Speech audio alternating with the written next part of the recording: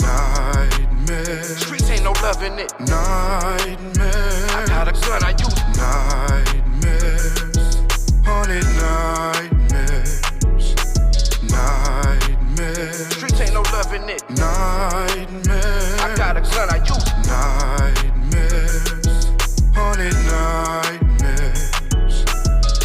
Wonder why my childhood friends wasn't sleeping over. I had to keep a toaster underneath the sofa. Give me a leaf to roll up. All right, what it do, my people? Thank you guys for tuning in to the Hurt Biz Boxing Podcast. And we're talking about a great topic today. Yes, sir. We're talking about Brian Norman Jr. versus Devin Haney in what should be an epic fight. So yeah, let's dissect these things. So first, the weight advantages and the strength. So has Norman stayed at this weight class too long?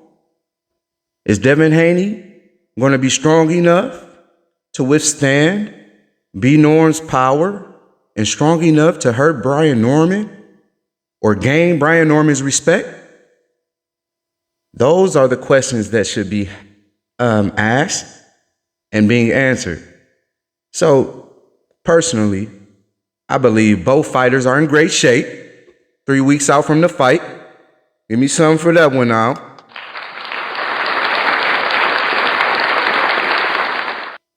Yeah, and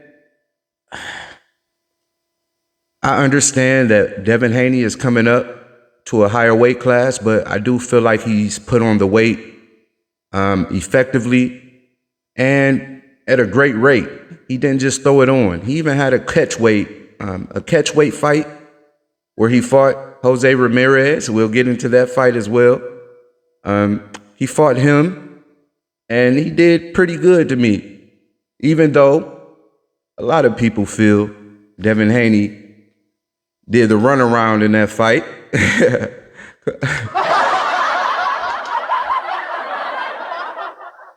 I'll have to agree to a point. I feel like he did that intentionally.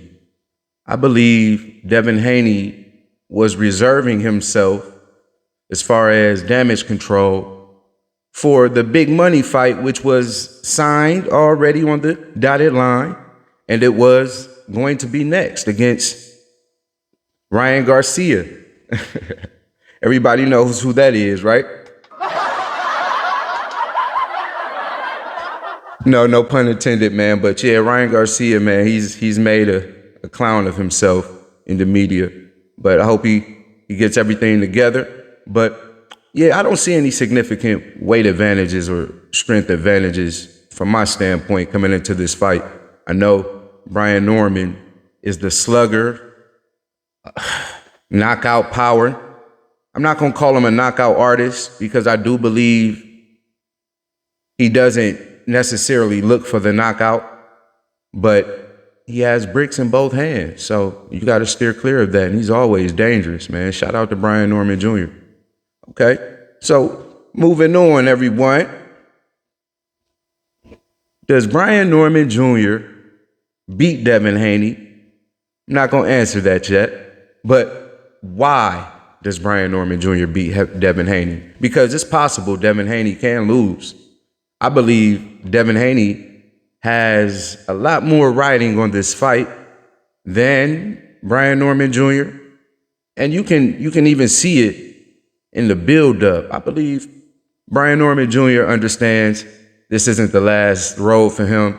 He's 23, he's 24. I apologize. He's 24, undefeated, a champion, in great shape. He has a lot more boxing life ahead of him. So he says. I will say, Devin Haney, his stock goes down tremendously with this loss. And I believe the reason he took this fight is because it is dangerous, but he sees holes that he can take advantage of in this fight. That's the truth of the matter right there.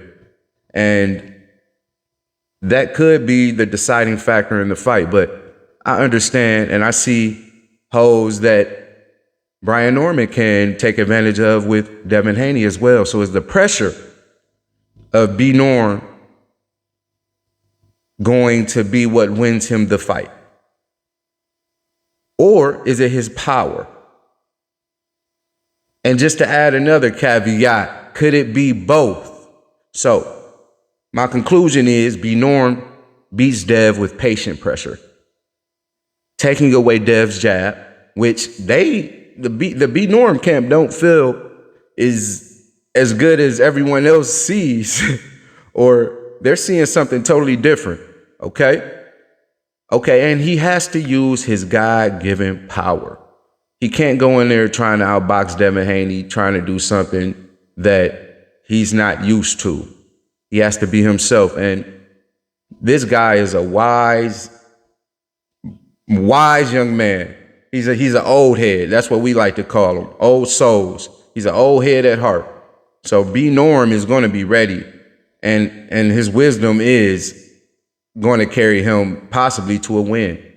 So he will have to set his punches up better. And I do mean by working behind the jab. B Norm, he knows he has power in both hands that will drop you, knock you cold out. So I don't think he necessarily relies on the jab to set up his punches a lot of times. He doesn't mind getting in a firefight with you. And I do think Dev is going to have to withstand some moments with those firefights. But for the most part, Dev has the skills to keep Brian Norman at bay and kind of make it an easy fight. But we'll see. That is what Mickey Bay, who's back in Dev's camp, which we'll talk about a little later, he did express that as well. So I like to allude to what he said as well. So B Norm, he does have to set up his punches better. Come on now. Thank you. He has to not lean over his toes so much, because Dev will be looking to take advantage of that and catch and counter those small mistakes when he's looking to really utilize his power on Devin Haney. And when you're looking to knock someone out and looking to use your power, a lot of times you will open up, or you will lean over your toes and things of that nature, leave yourself open, and you won't be as defensively minded as you would if you were just trying to set your punches up. And if it comes, boom. Okay? So his win is highly dependent on what I just spoke on whether he respects Haney's power, which leads to my next point. Okay, so the Ryan Garcia fight debacle, we shall call it. The Ryan Garcia fight debacle versus Devin Haney. So what did it create? Or what did it exacerbate? Because it was already created in a sense of the matter. So Haney has no chin. Where did this start? This started with the Linares fight. Yes, where my guy Devin Haney fought Jorge Linares. Linares was a proven former champ. Let's be honest. Let's talk about him. He stunned or rocked Haney in that fight. And in a previous fight, before he fought Devin Haney, he dropped Loma. Yes, the Hall of Famer, or soon-to-be Hall of Famer, Lomachenko.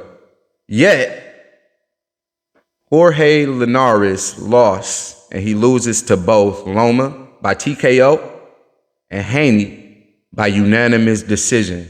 So, even though he had a power advantage over those two, so-called power advantage over those two fighters, he still lost the fight.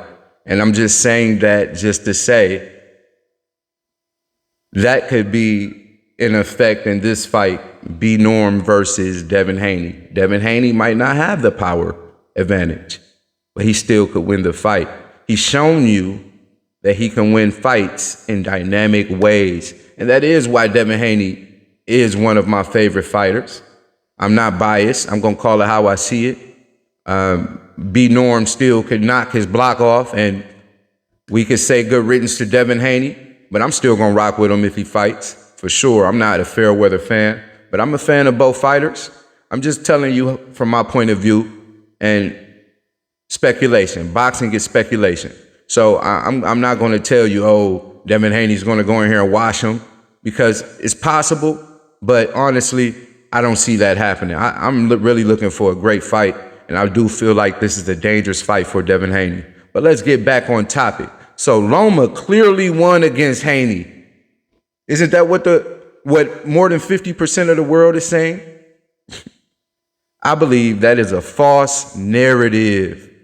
Loma never hurt Haney. Loma was hurt by Haney multiple times in that fight.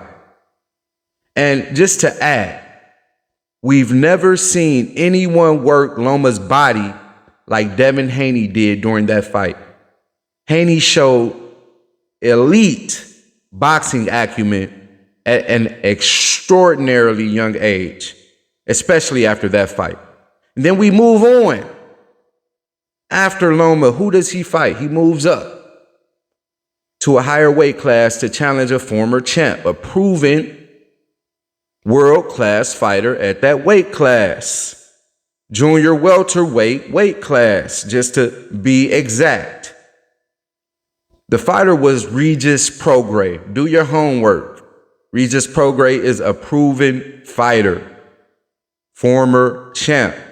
So I believe he's a two-time champ, to be honest, and looking to become 3. But hats off to him as well. He put up a great fight. Devin Haney just outclassed him. Okay, so not only did he outclass him, he put him down, and he visibly hurt him multiple times in that fight. So hats off to both fighters. Hats off to all these fighters, man. These fighters don't get enough grace or praise. Hats off to all these fighters. But I'm just showing you the narrative that's been painted after Devin Haney has proven himself. So let's just give an applause to everybody I just mentioned. Okay, so we're leading up to the Garcia fight. Glad I could put everything in perspective. So Garcia was coming off a loss to Tank, Gervonta Tank Davis. Hats off to Gervonta, everybody. Yes, sir. Yes, sir. Hope he gets everything in his life in order, because that's a great fighter right there. And I want to see him in some more great fights. My guy. And I'm a Baltimore fan too. Shout out to B Moore, man. We getting our wins in now. Hopefully we keep this momentum. But to get back on topic, excuse me, had to clear my throat. Okay, to get back on topic, Garcia was coming off a loss where he lost to Tank Davis and where he was stopped. So you have to understand his elite peers like T.O., Devin Haney, Shakur Stevenson, just to name a few. His elite peers, they start looking at him as food. Yeah, food. And he was starting to be looked at as a quitter. That's what they labeled him as, a quitter. He was starting to lose stock as well as far as business-wise. So understand, Devin Haney was an amateur rival of Ryan Garcia. These guys fought 6 times in the amateurs, where they became rivals, and they split that record 3-3. So just understand how that carries over to the pros where, okay, I really got to prove myself against this guy. Even though I believe the last 3 times they fought, I believe Devin Haney won. So the momentum could have been in Devin Haney's favor, and maybe Devin Haney had gotten better and Ryan Garcia had not. We don't know. But just to put you in perspective, Ryan does not want to lose at this point in his career, especially to Devin Haney. So Ryan then, when he fights Devin Haney, arguably loses every round against Haney, outside of moments when he hurt or dropped Devin Haney. And that's what really edged him the fight, because as my podcast title and name expresses, this is the hurt biz, and I understand that. So he did hurt Devin Haney and damaged Devin Haney way more than Devin Haney hurt and damaged him. So outside of those moments, Devin Haney arguably won every round and every other second and minute of every round. So Ryan wins the fight via split decision. Devin Haney gives him his props, asks for a rematch, and then boom. No, we're going to do this correctly. And then boom. Yes, sir. Ryan gets popped for Ostarine. No one even knew what Ostarine was until Ryan got popped for it. And he had every excuse in the book. The world was against him. Remember, he bet like $12 million on himself in the fight, which is unheard of. I believe that's even illegal to do for any athlete. I believe they're going through some type of scandal like that in the NBA. Correct me if I'm wrong at this moment. But yeah, the feds are on him. But correct me if I'm wrong, but we'll stay on topic. Okay? So he gets popped for Ostarine. Ostarine is a banned substance for a reason. It speeds up your recovery, increases your muscle mass and strength. Come on now. Like, what else do you need? Like, it's banned for a reason. It's a PED. Okay? So understand that. So people are failing to acknowledge the act of missing weight. There it is. No one's saying that anymore.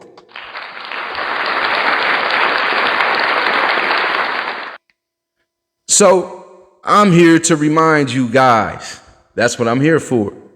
Not only did he get popped for Ostarine, the guy missed weight by almost 4 pounds. So understand, boxers, professional boxers that I know, and the boxing insiders that I have, they report to me that the last 3 to 4 pounds of cutting weight, that is the hardest. And being a nutritionist and a personal trainer as well, I understand exactly what they're talking about. So it's due to the lack of hydration and water content in the muscles. So when you're cutting weight, you're constantly, that's why you always see these fighters, especially when they're cutting, just constantly putting water in their bodies. And that's because that's the only weight they can pull from, especially being so lean. You get what I'm saying? So your muscles have to have water in them for you to pull from when you're cutting weight. And you still have to maintain some level of strength. But as we've seen, these boxers, they literally risk their lives making weight. And we've seen it in the best. I'm going to start with Terrence Bud Crawford. When he was fighting at 135, go do your research. Go do your research, man.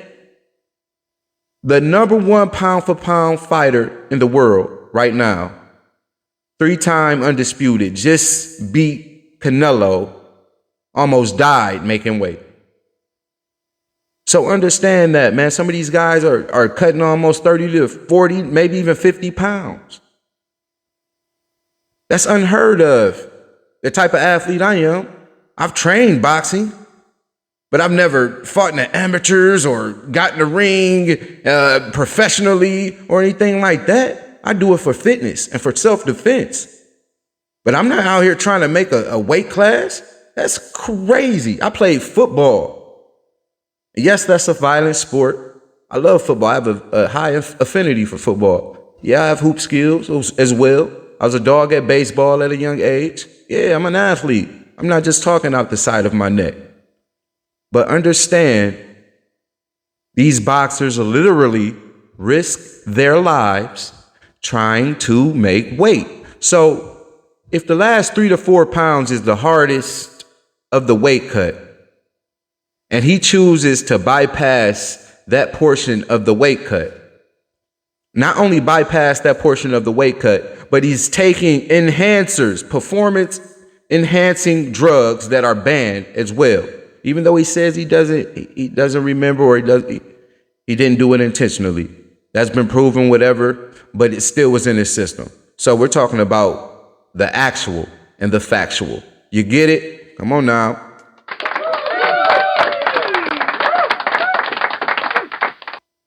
All right, so the Ryan Garcia fight was smoke and mirrors. Yes, it was a deception. It deceived the entire world, except for the purists. The purists and the real boxing fans out here that aren't going to be fooled by the illusion. You did. Come on, man. Give me some.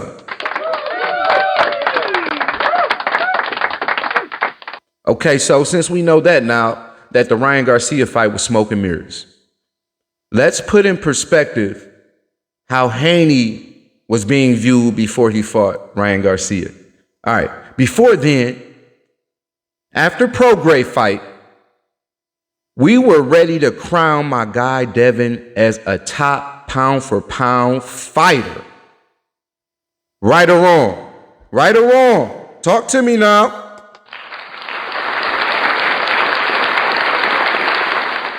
Yeah. So the fact that we don't acknowledge how great we were viewing Devin Haney before the Ryan Garcia debacle, it's totally mind-boggling to me, and I gotta laugh at it myself. Really? Okay, so let's move on to the present. What just happened to Ryan Garcia when he was signed on a dotted line to fight my guy Devin Haney for a rematch? What just happened? Did he drop the bag? Yes or no? Did he drop the bag? Yes or no? Come on now. Yeah, he did. Shots fired. Yes, sir. So we're going to talk about him dropping a bag. The fact no one is talking about Ryan's chin after what Rolly did to him is mind-boggling to me also. I don't understand it. So what's wrong with just calling an egg an egg, a tomato a tomato, a can a can? Let's call it how we see it for everyone. Why does the goalpost move for certain people and certain athletes or fighters? I don't understand. I'll never understand it, because guess what? You guys have favorites. You guys aren't real fans. You guys show favoritism. Even if your guy loses, look, like I said, after the Garcia fight, I gave Ryan Garcia a hand clap and applause. And you know what I said? I said, I hope they get a rematch. But hey, I'm riding with my guy Dev. Even after the fight, after he lost. Then boom. Come on. Osterine. Ain't that something? But let me just let you guys know, I can't wait for this fight. We're not going to continue to talk about Ryan Garcia. I don't want you guys looking at Dev and his chin or having these false narratives about him going into this Brian Norman fight. So I don't want you guys to be surprised if you see Dev fighting a certain type of way, because what I know and what I've seen in Devin Haney, he's very dynamic. He can fight more than one way. What I've seen in Brian Norman, we know what we're going to get, and he does that exceptionally well. So since we know what we're going to get out of him, we got to see if Brian Norman's style is what we perceive, which is Devin Haney's kryptonite. And if it is, are we going to see another Ryan Garcia versus Devin Haney? Then guess what? The Osterine excuse starts looking just a little more in the rear view. And we can't use that. But I understand. I do know that Devin Haney does have a lot to prove. I'm looking for him to prove a lot in this fight as well. But he's in for a heck of a fight. I don't know for how long, but Brian Norman comes to fight, he comes to scratch, and he comes to throw hands. He's not just about to sit there and let you jab him all night. I'm just telling you that. So just to add, I am looking for the best Brian Norman Jr. versus the best version of Devin Haney. Give these guys an applause.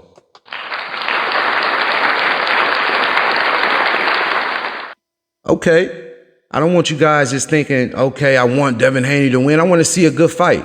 I just feel Devin Haney is going to win. That's my opinion. All right? So I want you guys to understand. I like both fighters, regardless of the outcome. Two young, great fighters, two young dogs, and they're both hungry. My friends hate the way I say hungry, but that's just the country in me. But guess what? They're both hungry young fighters. Give them a round of applause. And a cheer. Come on now. Yes, sir. Yes, sir. Because I believe that we're about to get that type of fight. This could be candidate for the fight of the year. I know it's going to steal the show for the night. I say I know, but that card is stacked. We've got Bam fighting on that card. We've got David Benavidez and Anthony Yarde fighting on that card. We've got Abdullah Mason fighting on that card. This is a stacked card. I can't wait for the entire card. But just getting back to this fight, I'd like to remind you guys that Dev comes from a great school of boxing. And I'm giving that school an applause before we even speak on the names, you hear me? So I'm going to start. Floyd Money Mayweather. And we're going to add Pretty Boy. He had a Pretty Boy phase and a Money Mayweather phase, man. But Floyd was great at each phase, one of the greatest ever to lace up his gloves. Let's add one of his opponents that he fought, Zab Judah, another all-time great, which happens to be Devin Haney's godfather. Let's just add another pound-for-pound great in the history of boxing, Roy Jones. Let's add one of my favorite fighters of all time, my guy. Shout out The Art of War to his podcast. Shout him out right now. Andre Ward. Yes, sir. I believe he's very underrated. I believe he'll be great in this era, any era. Like I said, this is boxing and speculation. This is just my opinion, but I'm giving you an educated opinion. And I'd like to add, I'm glad to see Mickey Bey, who was a good fighter in his own right now. He didn't have the long career due to injuries and other political things and aspects of the fighting game. He didn't get moved how he was supposed to, but Mickey Bey was a problem, and we're not going to act like he didn't come from the Mayweather school as well. So shout out Mickey Bey for even being back in the camp. Got another Mayweather superstar from over there that was in the camp and a former boxer. You guys might not even know his name. I'm going to put you on game. No pun intended of trying to rhyme, but you already know what it is. Nate Jones. Let's talk about it. Yes, sir. The defensive guru, Nate Jones. Let's talk about it. Yes, sir. He's over there in Dev's camp. So Bill Haney is not playing any games. He's not leaving any stone unturned. So we see how serious they're taking this fight. I know the Normans are as well, but I do see them a little more easygoing in this fight. Like, they've made it already, and I understand because he understands what his son can do. So win or lose, his son's stock is going to go up. That's how he feels. The way I'm perceiving this fight, I believe that to be true as well. So lastly, let's mention these sparring partners that Devin Haney has in this camp as well. We've got Troy Isley and Charles Conwell over there. Both of these guys are contenders and they're killers. So Troy Isley, my guy Troy Isley, strong and powerful. So is Charles Conwell. Listen, do your research, everyone. Charles Conwell has caught a body in that ring. And that's not me trying to boast or brag about it. That's me just letting you know the reality of situations. And he's an Ohio guy, so I've seen Charles Conwell. I've seen him putting that work in. I used to work at a gym where he used to train. Yes, sir. Yes, sir. So Charles Conwell is a dog. Soft-spoken dog, killer. And both these guys are contenders in their weight class, in a higher weight class, 154. So Devin is definitely getting prepared for Brian Norman's power. And by the training footage I've seen, I believe Devin Haney is going to give us a show. It's not going to be anything like Ramirez, like I expressed to you, just to put you in perspective. That was damage control. He did that because he didn't want to endure any damage. He wanted to be fresh for that ass whooping he was going to put on Ryan Garcia, because it was coming. It's still coming. Don't run now, Ryan. I see you trying to run in the media, not trying to get this rematch. You're so iffy. Yeah, you got to believe in yourself. That's why you started taking Listerine in the first place. You didn't believe in yourself. But just want to put you guys in perspective. And I am really excited for this fight. I cannot wait. It's less than 3 weeks away. We got a banger. I'm watching the entire card because it's stacked. I really don't have much more to talk about except you guys, I know, want me to pick a winner. I don't want to pick a winner. I just want you guys to know I believe Devin Haney wins. I'm not a betting guy or anything like that. I'm not going to tell you, oh, go bet on this guy. But I believe Devin Haney, he's going to surprise the world. It's just too much. It's too much. And I believe both these guys have a huge bag of chips on their shoulder, and they fight like it. Especially Brian Norman, he fights like that. So he's balls to the wall every fight. And he's going to fight you regardless of if you're outboxing him. He's going to fight you.